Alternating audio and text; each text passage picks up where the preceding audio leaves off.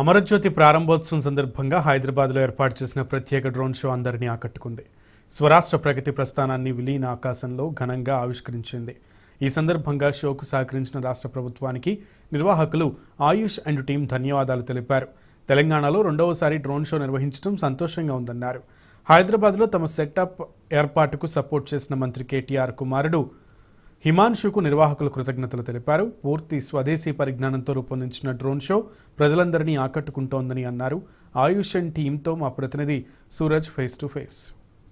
తెలంగాణ రాష్ట్ర ఆవిర్భావ దశాబ్ది ఉత్సవాల ముగింపు చాలా వేడుకగా జరిగింది. ముఖ్యమంత్రి కేసీఆర్ ఇవాళ అమరుల కోసం ఏర్పాటు చేసిన జ్యోతిని కూడా తెలంగాణ ప్రజలకు అంకితం ఇచ్చిన విషయం తెలిసిందే. అయితే ఇక్కడ ఒక రోమాంచితమైన డ్రోన్ షోకు ఇక్కడ వీక్షకులంతా కూడా సాక్షులుగా నిలిచారు. ఈ డ్రోన్ షోకు సంబంధించి నిర్వాహకులు మనతో పాటుగా ఉన్నారు. ప్రస్తుతం వీళ్ళని అడిగి మరింత సమాచారం తెలుసుకుందాం. బోలియే ఆయుష్ జీ, ये कैसा परफॉर्मेंस है? It's really wonderful. How do you perform and what exercise has been done to perform such kind of show? Basically, we are a team from Botlab Dynamics. We are a startup from IIT Delhi, and this is our second show in Telangana. And we have conducted a lot of drone shows across India, but Telangana has been a very different experience for us. We came to do the first show for Cyberabad Police, and I would like to personally thank the Chief Minister, Honorable Chief Minister KCR, the entire ecosystem that has been built here. Honorable Minister KTR, Honorable Minister Talasani Srinivas Yadav, Himanshu, his grandson, he has been also so instrumental in encouraging us, in providing us the support, all the infrastructure support, all the government support. And so far we have never enjoyed so much with working in a state where we have been given all the amenities. We have been supported by every member, whether it's a small each chain of the constitution has helped us throughout. We had a very difficult time here because of the climate. We couldn't do the full dress rehearsal. Our team actually did not sleep all night. All of them for 4 days they were running around, and but still we pulled it off because of all the support that was given. And it was one of the toughest shows for us because of the weather, and even just before the show we were not sure whether it will go through or not. But definitely, like I said, all the ministers that have provided their support, and I would definitely like to encourage the youth here. I mean, the Himanshu, he's a young kid. He came personally. He encouraged that we should be doing more shows here. We should set up our base in Hyderabad for a south market.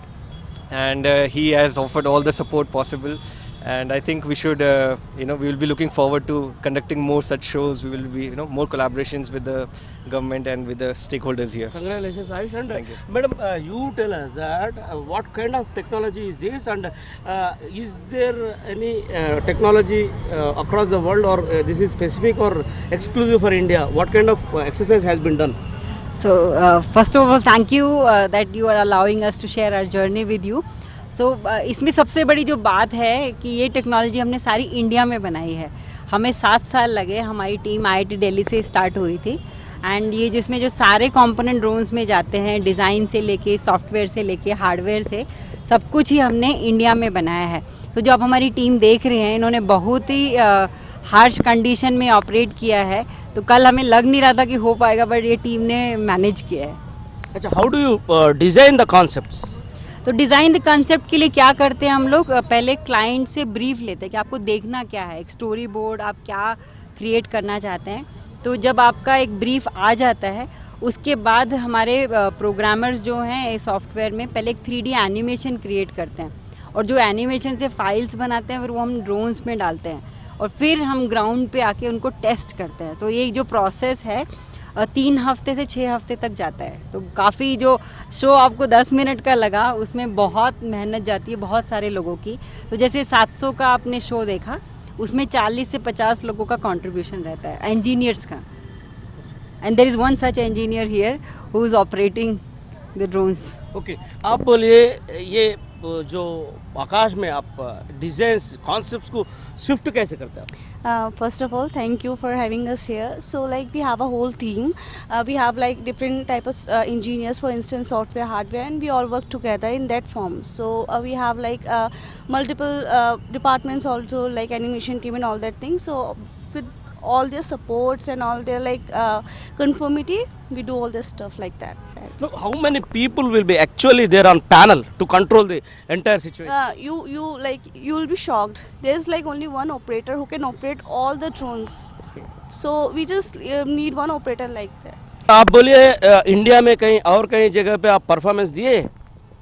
Yes हमने काफ़ी सारे India में states में किया है, हमने दिल्ली में किया है, हमने नॉर्थ ईस्ट में काफ़ी किया, हमने शिलोंग में किया है shows, we have done in Odisha also, हमने कैलकाटा में ईडन गार्डन्स पे शो किया है, हमने आईपीएल ओपनिंग सेरेमनी में किया है, हमने डिफेंस एक्सपो के लिए किया है, हमने राष्ट्रपति भवन में वर्ल्ड का सेकंड लार्जेस्ट शो किया है विद 3,500 ड्रोन्स।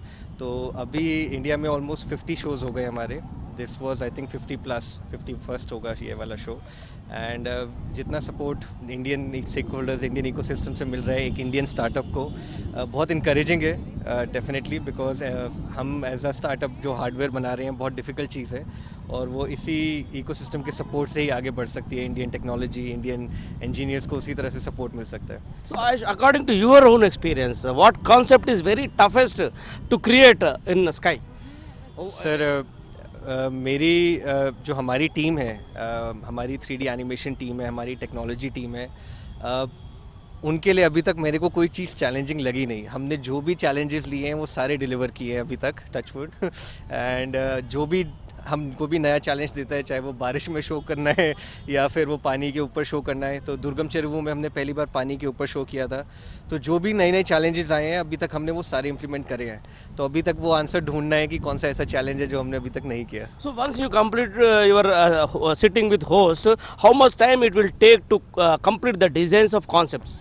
सर क्रिएटिविटी में क्या होता है कि आप जितना टाइम दोगे उतना फीडबैक आता है, उतना ज़्यादा अच्छा हो सकता है। क्रिएटिव लोगों को उतना टाइम जितना मिलना जाए। सो आइडियली हम वही कहते हैं कि एटलीस्ट 20 डेज़ 30 डेज़ अगर हमें टाइम हो तो उतना ही टू एंड फ्रो हो सकता है ब्रीफ, ताकि सारे स्टेक होल्डर्स इन्वॉल्व हों, सबका फीडबैक आए। Unfortunately most of the time इतना टाइम नहीं मिल पाता, तो उसमें फिर क्रिएटिविटी हम जैसे हम चाहते हैं कि वो शो और भी ज़्यादा क्रिएटिवली हम उसको इम्प्लीमेंट कर सकें। तो जितने भी आगे जो भी हमें शोज़ देंगे, जो भी शोज़ करें, तो उनको यही होगा कि प्लीज़ ज़्यादा टाइम रखें, 20-30 दिन एटलीस्ट क्रिएटिव टीम को दिया जाए। What is the actual altitude where the exact equipment is going?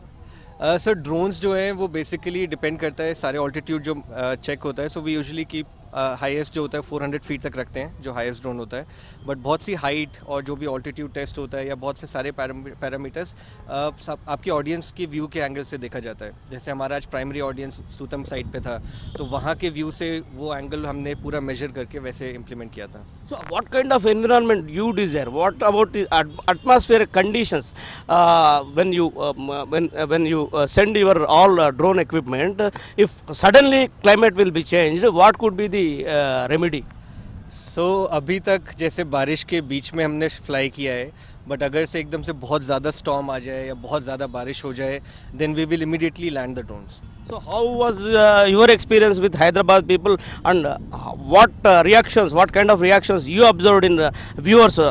सो हैदराबाद की ऑडियंस बहुत एक्साइटेड है, विच वॉज़ वेरी इंकरेजिंग, क्योंकि वहाँ विसल्स बज रहे थे, लोग चिल्ला रहे थे, तो उनको ये चीज़ देखने को मिला और उनकी एक्साइटमेंट देख के हमें और इंकरेजमेंट हुई। तो वो हमें और भी इंकरेज करता है कि यहाँ और शोज़ करने चाहिए। सो डेफिनेटली यहाँ ऑडियंस में बहुत वो एक्साइटमेंट रहती है, एग्रेशन रहता है, तो वो देख के बहुत अच्छा लगा। ఇది ఆయుష్ మనతో పాటుగా షేర్ చేసిన సమాచారం మొత్తం మీద చూసుకుంటే కనుక ఒక వండర్ఫుల్ షోకు ఇవాళ ఈ లుంబిని పార్కు అంటే ప్రస్తుతం అమరవీరుల కోసం ప్రభుత్వం నిర్మించిన జ్యోతి ప్రాంగణం అంతా కూడా సాక్షిభూతంగా మారింది. ఒక వండర్ఫుల్ షోను ఇక్కడ పర్ఫామ్ చేశారు. ఇక్కడ వీక్షకులంతా కూడా పూర్తిగా ఎక్సైటెడ్ కండిషన్లోకి వెళ్ళిపోయిన పరిస్థితి. ఐఐటికి సంబంధించిన స్టూడెంట్స్ ఈ సంభ్రమాశ్చర్యాల గురించి చేసే షోను పర్ఫామ్ చేసిన పరిస్థితి కనిపిస్తుంది. కెమెరామెన్ బాలకృష్ణతో సూరజ్ కుమార్, టీ న్యూస్.